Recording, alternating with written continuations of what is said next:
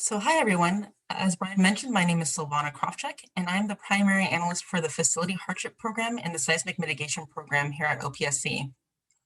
In today's presentation, we're going to go over some of the background and basics of these two programs, as well as how to submit a complete application, the different types of applications under each program, and different types of funding calculations within each program, as well as some updates that are a result of regulatory revisions that came about in 2020.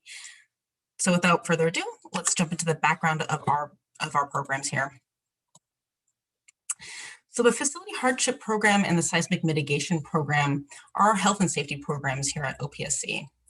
These two programs provide grant assistance to districts that have some sort of defect in the existing facilities that are presenting a health and safety threat to the existing students and staff at the site.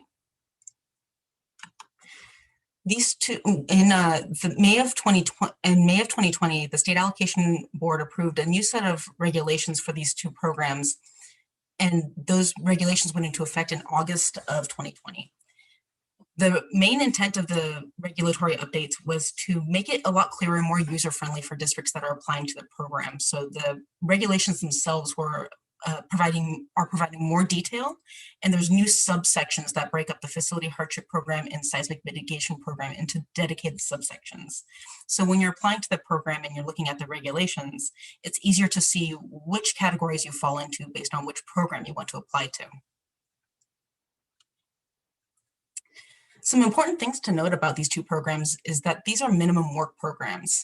And by that we mean that the scope of work that are covered under these two programs is the minimum work necessary to mitigate the existing health and safety threat presented by the facilities. These two programs don't use your new construction or modernization eligibility. And so the new construction and modernization eligibility is essentially a bank that the district can draw on for expanding their site under new construction, or building a new site under new construction, or modernizing their site. But these two programs are special because they don't draw on that existing bank. We don't require you to use that eligibility in order to fix your health and safety concerns. Another important facet is that these applications receive expedited processing. So the State Allocation Board wanted to prioritize these health and safety projects because they are mitigating a dangerous situation, and we wanted to make sure that we prioritize those to make sure that students and staff are able to use safe facilities. So to accomplish that, when we receive a complete application, we bring it to the State Allocation Board within 90 to 120 days of receiving. And that happens even though we have received enough modernization and new construction applications to claim the existing bond authority. So there is funding for these two programs, and we are able to process these applications right away when we receive them. So there are, under the Facility Hardship Program and the Seismic Mitigation Program, we have similar types of applications. But the Seismic Mitigation Program is a subset of our Facility Hardship Program that specifically focuses on our seismic mitigation work.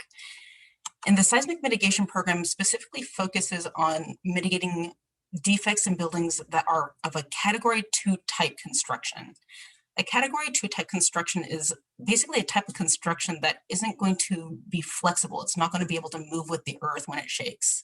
So some examples of that are precast concrete frames or brick walls, or anything that isn't going to be able to withstand the shaking of the earth. So the program, one of the major program criteria for that, for the seismic mitigation program, is that the building must be of a Category 2 type construction. But on top of that, the Facility Hardship Program and the Seismic Mitigation Program have the same replacement type applications and rehabilitation type applications within each program. So we'll start off with our full school replacement type applications, and that's where we're replacing every building on site. So for example, if the entire site was lost due to a fire, or if every single building on site is not occupiable due to a health and safety threat, we would be looking at a full school replacement type application. For individual buildings or multiple individual buildings, but not the entire site, we would be looking at a facility replacement or a building replacement type application. So that could be a gymnasium, a cafeteria, maybe it's a bank of classroom buildings, but it's individual buildings on the site are being replaced. And our last type of application under both programs is a rehabilitation application. And these applications are a bit smaller in scope. So it might be, for example, an individual wall within one of your buildings, or it might be a separate component that isn't a building itself, like a well system or a septic system. And for seismic mitigation and rehabilitation applications, those are often smaller seismic retrofits or anything that isn't a enclosed building. So that would be a covered walkway or a lunch shelter, something that doesn't have 4 or more walls enclosing that structure. So now that we know what types of applications we have within the program, I wanted to mention that our districts that qualify for financial hardship assistance through the Financial Hardship Program are able to apply for design funding, and that is advanced design funding, which comes prior to the full funding for your full application grant. And the idea behind that is for our districts that qualify for financial hardship, it gets the district some upfront funding so that they're able to pay for the design work and get their plans designed and get those designs through the DSA approval process that are required for a full application. For our districts that don't qualify for financial hardship, they are still able to submit an application called a conceptual application that basically provides a review of the concept of the scope. The state allocation board would provide a approval of the scope of the project, certifying that it is eligible for these two programs. However, it's important to note that a conceptual application does not reserve any bond authority and no funding comes from a conceptual application itself. The district would still need to then submit a full funding application in order to receive funding for that project.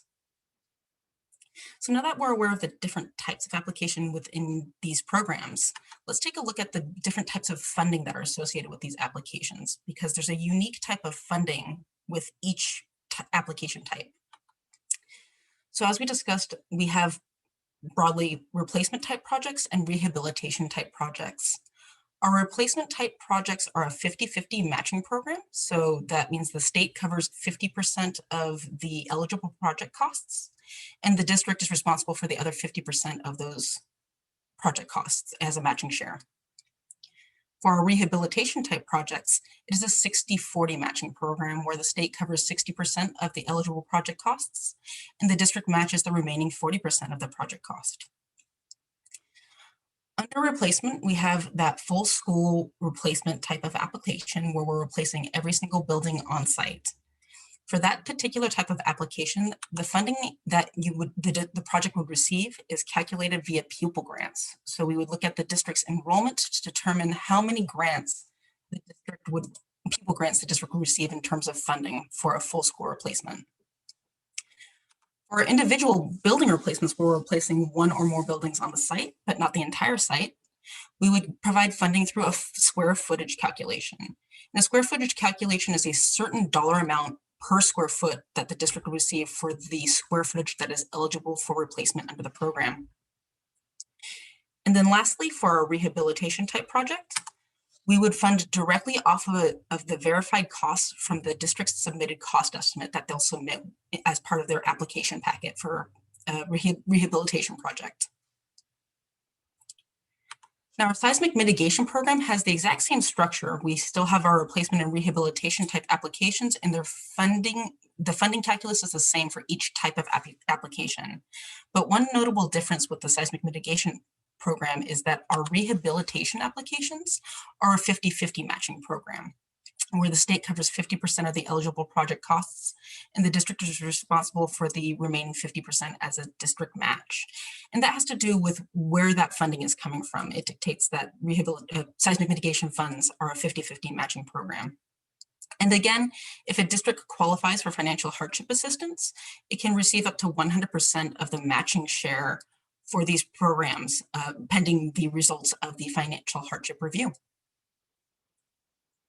So now that we know basically the types of applications we can look at and how they are funded, let's take a look at what goes into a complete application. So here's a list of all the documents required for a complete facility hardship application.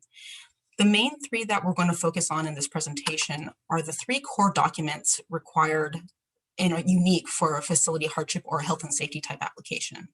And that's our industry specialist report, our governmental concurrence, and our Facility Hardship Cost Estimate, which is also known as the Form 5801. The Industry Specialist Report is a report that takes a look at the existing health and safety threat. It outlines what's going on there and describes the minimum work necessary to mitigate the problem. Our governmental concurrence is a government agency's written concurrence to the findings of that report. And then the cost estimate is where the district would outline the actual materials going into the project to mitigate the health and safety threat. And these are the three core components for our health and safety type applications. Now, the Seismic Mitigation Program shares the same type of structure. Again, it has the same basic components, but I did want to note that the Industry Specialist Report and the Governmental Concurrence will have a very specific format. And this comes from a partnership that OPSC has with DSA. We work very closely with DSA to generate the documentation that we need to identify the existing health and safety threat and the proper mitigation steps for a seismic mitigation project. So the Industry Specialist Report will specifically come from a design professional, and your governmental concurrence will specifically go through DSA. And this particular procedure is called the procedure PR 0803. So any districts that are looking to submit a seismic mitigation application, I highly encourage you to arrange a pre-application meeting with DSA so that everybody can get together and you are aware of the different steps of the procedure PR 0803, and you're able to get all of your documentation formatted in the way that it needs to be for this particular program. So again, we're going to go into each of these three components in a little bit more depth, but before I do that, I wanted to go over our actual application for funding form, which is known as our form SAB 5004. With our regulatory updates, where we were able to break out the Facility Hardship Program and the Seismic Mitigation Program into their own subsections, which provides a little bit more clarity, we were able to add these subsections onto our 5004, so it's a little bit clearer what you need to check in order to apply to each program. And those are located in this general area here under item 1 on the 5004. The Facility Hardship section will be in this blue box up here. So to apply to the Facility Hardship Program, you're going to be selecting some combination of boxes within the blue area. And for the Seismic Mitigation Program, you'll be selecting some combination of boxes within the green area. All right, so let's take a look at our first major component for a health and safety application. That's our Industry Specialist Report, and it's really important to have that Industry Specialist Report to begin with because it establishes the scope of our mitigation project. So in this report, we're looking for your industry specialist to describe the presence of an imminent health and safety threat, what's going on the campus, the root causes of that threat, what essentially caused the health and safety threat to come about, and any other scope of work that would be included with that. And then we need to go over the minimum measures required to mitigate that health and safety threat. So the absolute minimum needed to render that building safe again. So some examples of industry specialist reports that we see are, it's specific to the type of health and safety threat that occurs at the campus. So your industry specialist is going to essentially be someone with expertise to speak to the existing health and safety threat and how to fix it. So for example, if you have a burst pipe system, you might have an industry specialist report from a plumber, or if it's a structural integrity issue with your building due to dry rot, you'd be contacting a structural engineer as your health and as your industry specialist report individual. And it's also important to note that if you have a more widespread health and safety situation where multiple systems are affected, it is possible to have multiple reports from different entities to properly cover the different mitigation measures for each individual system. And we would look at those reports together to fully understand the full scope of the project.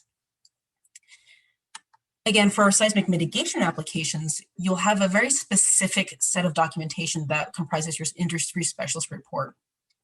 The industry specialist report must be done by a licensed design professional that has expertise in designing and mitigating seismic issues with buildings. And additionally, if there's a risk of liquefaction of the soil, faulting, or landslide with the ground underneath the building itself, you're also going to need to get a geologic hazard report done. And these two components are outlined, and the format for these components are outlined in that DSA procedure 08-03, or the PR 0803. And that's going to dictate the actual criteria that need to be included in your industry specialist report for a seismic mitigation application.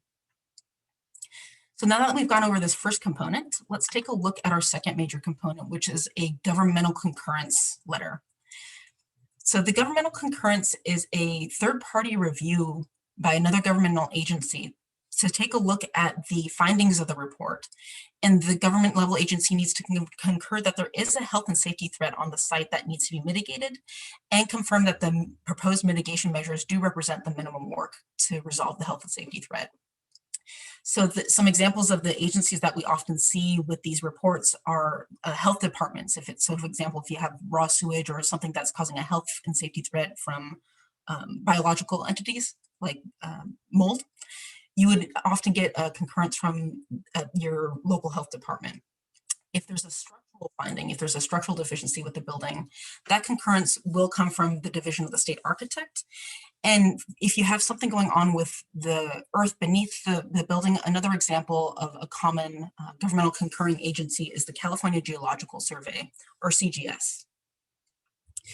For our seismic mitigation program applications, the concurrence that you will receive is actually generated as you move through that PR 0803 procedure. And the concurrence will come directly from DSA for your structural issues. And if you also have that geological hazards report for anything going on beneath the soil, you would also need concurrence from the California Geological Survey. Now, the formatting of the concurrence for the seismic mitigation program looks a little bit different for replacement or rehabilitation applications. So for replacement applications, you're actually going to get two main letters of concurrence to comprise the full concurrence. And the first is the phase 1 concurrence letter, which certifies that the building that you're looking at is eligible for the seismic mitigation program, and that's your eligibility concurrence. And the second piece to a replacement application concurrence is a phase 2 letter that concurs to the replacement option analysis that you would generate through the PR 0803. And that piece is concurring to the actual design work for the replacement building for your seismic project. Now, if you're looking at a seismic rehabilitation application, you'll actually have three main components that will be generated for your concurrence. So again, you'll have that phase 1 eligibility that certifies that the building is a category 2 type building that's eligible for the seismic mitigation program. You'll also get a phase 3 concurrence. Sometimes the DSA will produce a letter for phase 3, and sometimes they'll produce a stamp on the actual report. But essentially, they're certifying to the design work, the design criteria for your seismic retrofit or your seismic rehabilitation.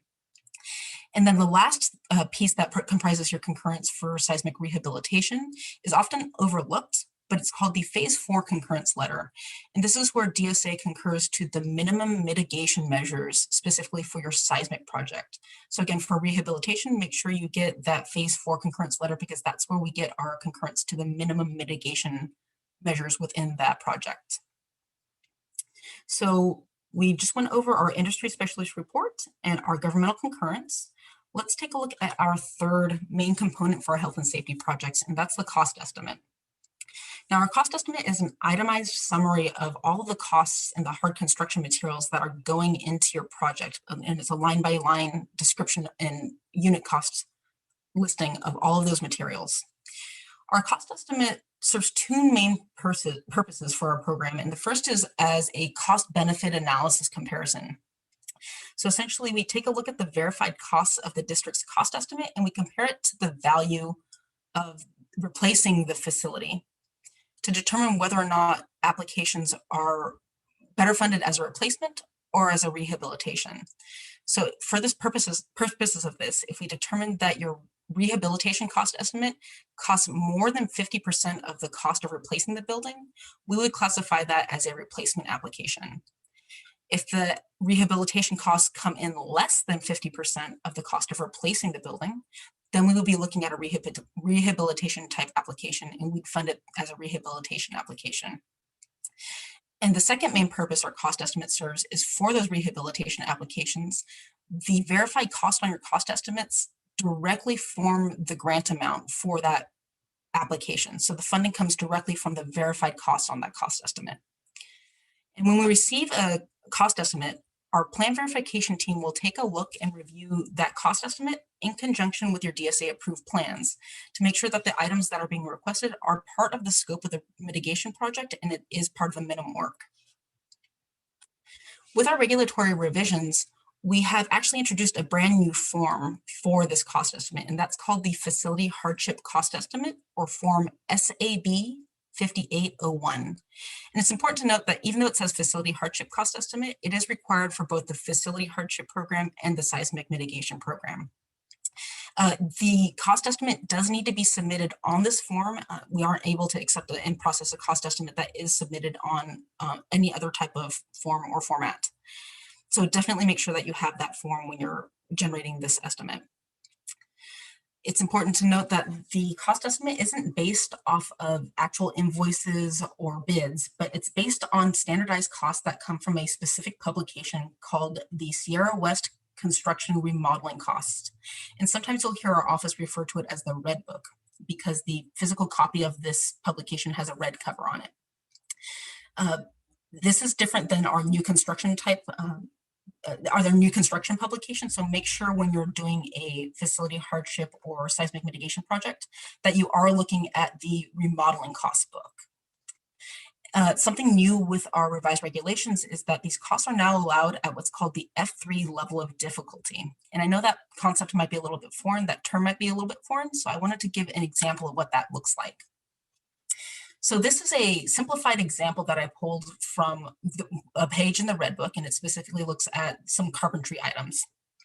And when we say an F3 level cost, that description comes from this header right here where you're describing the different difficulty levels.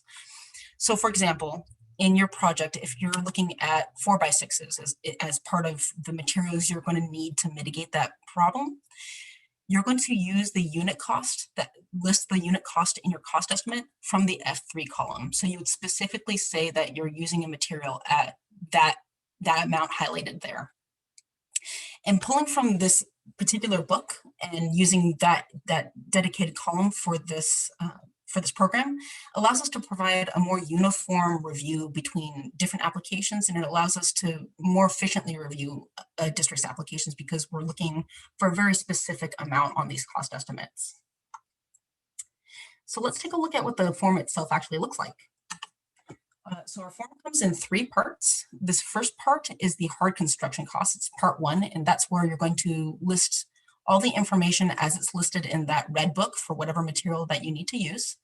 And you're going to list the unit cost at that F3 level that we just discussed for each of the items that are involved in your project. Part 2 of the form is our soft cost section, and that's where you're going to calculate any of the items that are related to design work or DSA inspection fees and things that are related to overhead and profit, things that are not actual hard construction materials.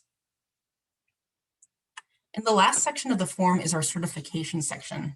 And this is where the authorized district representative is certifying to the items that appear on the screen, and they'll need to sign and date on the form below. And we realize that, so we provide this form as an Excel sheet, and we realize that it can be difficult for districts to actually sign the Excel sheet and submit it a signature on an Excel sheet. So what we've done is we've requested that districts submit 2 copies with their submission. And the first is a PDF version of the form where they actually sign off on this part 3 certification section and submit that as a PDF.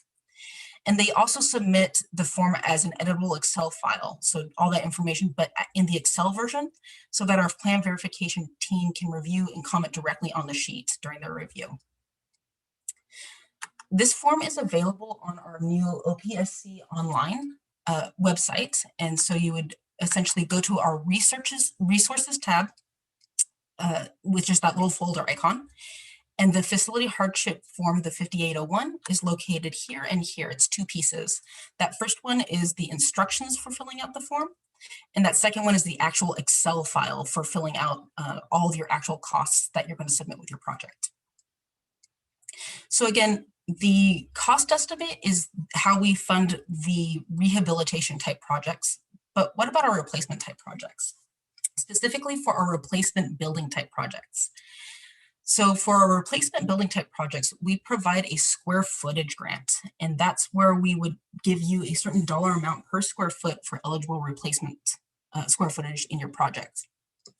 To determine that we're looking at a replacement type project that would be funded through the square footage grant, we take a look at that rehabilitation cost estimate and we compare it to the calculated value of replacing the facility.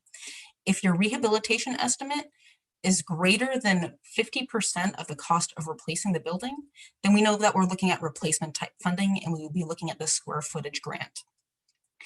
So to determine how much square footage you're eligible for replacement under the program, we factor in a couple of different things. We take a look at the amount of space that you're replacing in the building, all other space available on the site, and the enrollment at the site.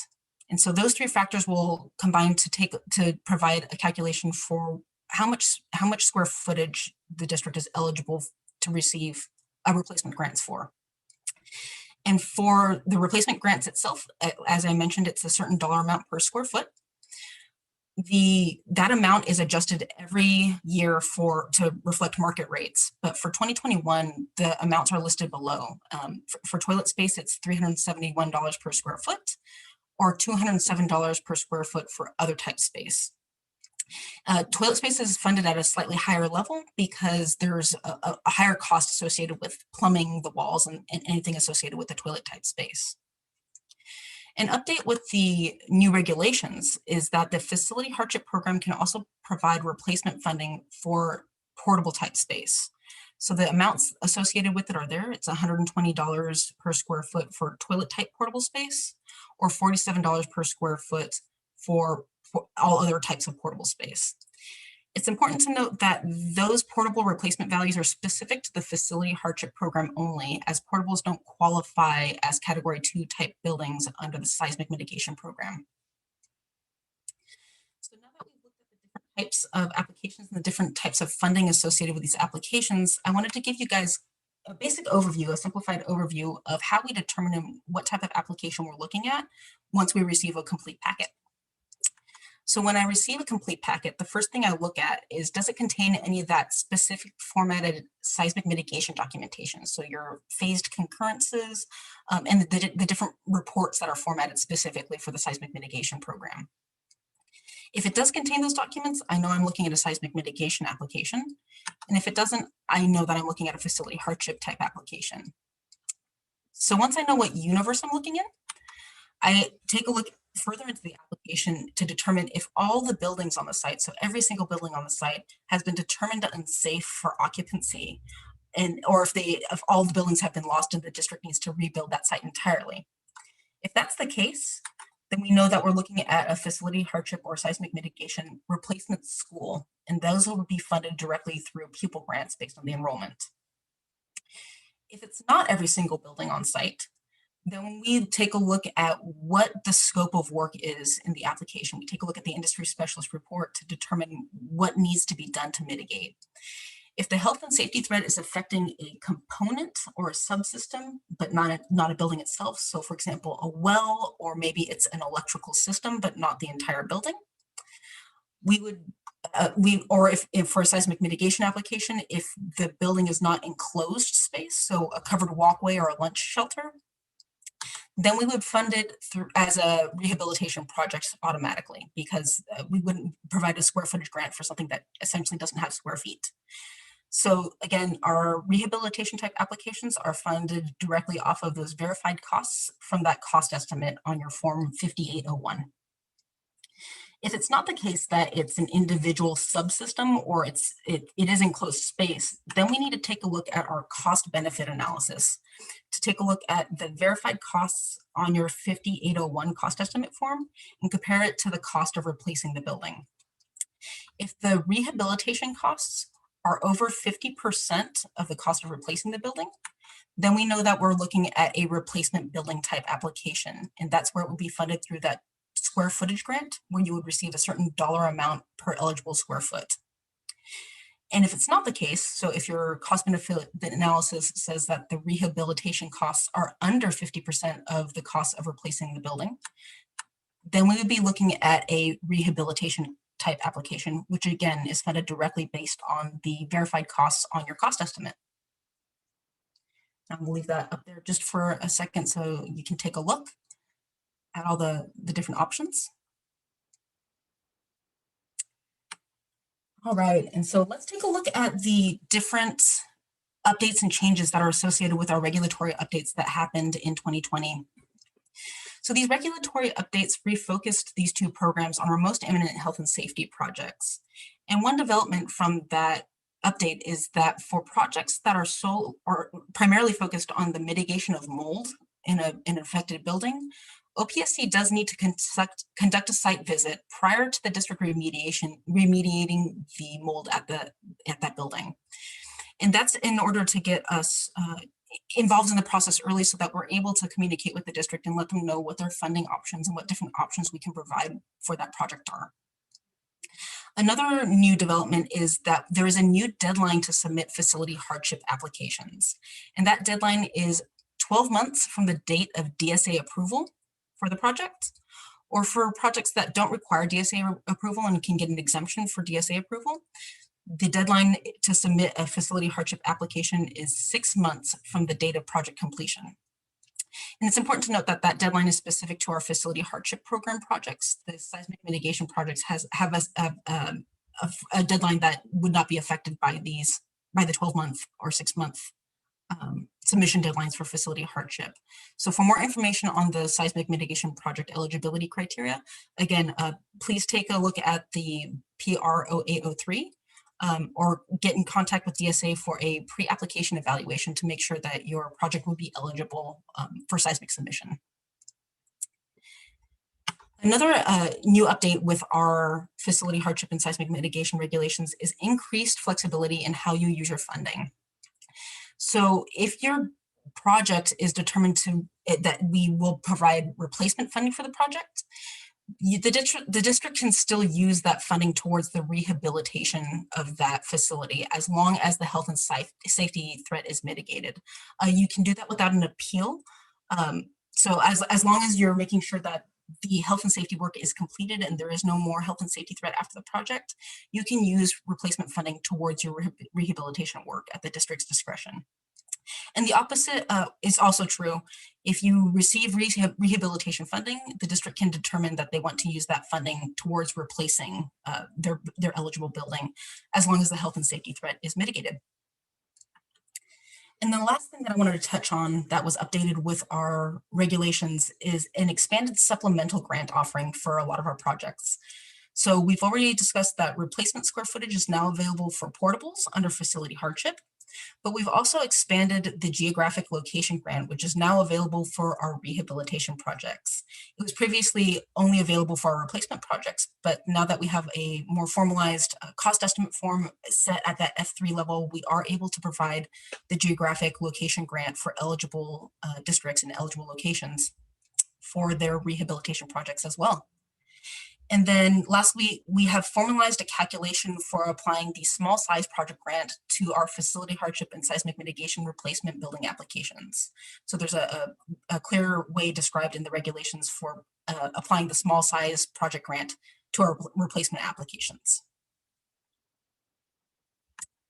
And then this slide is a couple of helpful links that districts might find useful for accessing our different resources and accessing information for submitting an application. And that first one is going to direct you to our facility hardship landing page. That second one is going to take you directly to that seismic mitigation landing page. The third link is our facility hardship request form, and that's a checklist that districts often find helpful for getting all their ducks in a row, making sure that they have all their documentation and all the pieces that they need to submit a full application. And then the last link is directly to the DSA procedure PR 0803 for those seismic mitigation applications. And that's the overarching formatting and submission rules for a seismic mitigation type application. So if you are interested in submitting a seismic app, definitely take a look at that document. And then again, my name is Silvana Krofchuk, and I am the primary analyst for the Seismic Mitigation Program and the Facility Hardship Program at OPSC. If I'm unavailable for some reason, you can also reach out to Brian Lepask, who is our policy manager at OPSC. And with that, I will open it up to questions.